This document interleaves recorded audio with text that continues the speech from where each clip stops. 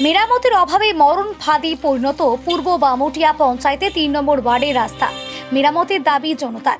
বামুটিয়া ব্লকের অধীন পূর্ব বামুটিয়া গ্রাম পঞ্চায়েতের ৩ নম্বর ওয়ার্ডের আগরতলা বামুটিয়া প্রধান সড়ক থেকে মণিপুর পাড়া যাবার ইটের সলিং দীর্ঘ প্রায় ১.৫ বছর যাবৎ মেরামতের অভাবে মরণ ফাঁদে পরিণত হয়েছে।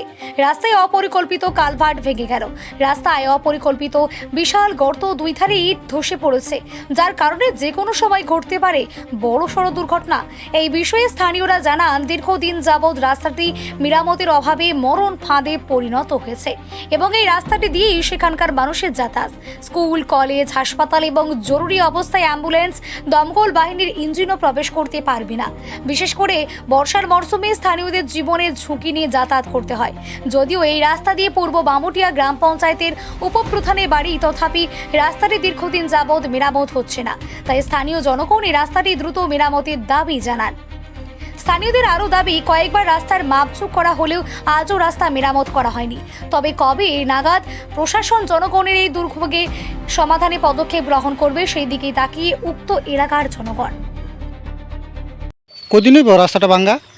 রাস্তাটা তো মোটামুটি বছর খানো যেতেছে, বেশি হইব। আমরা তো কষ্ট করি কিন্তু ঘরের মানুষ করতেছে। আপনার এদিকের যে প্রধান মেম্বার আছে তারা কইছেন না রাস্তাটা ভাঙ্গা একটু ঠিক করে তো? খারাপ তো ওইটা দিয়ে চলতেছে। ওই দিয়ে সামনে প্রধানের বাড়ি, কোন দিকে? উত্তর সামনে যাই উপপ্রধান রাজেন প্রধান, খালি মনে হয় প্রধান না, আচ্ছা নাওক না, তারা একটা সরকারি একটা ইয়ে তো আছে, তারারও তো কইলাম না, এই রাস্তাটাতে তো তারাই চলতেছে, খালি তো আর আমরা একলা চলতেছি না। কোন পঞ্চায়েতের এটা? পূর্ব পঞ্চায়েত কয় নম্বর ওয়ার্ড? 3।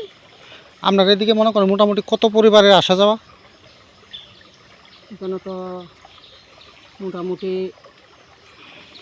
10-15 বেশি হইবা ওই তো হারে।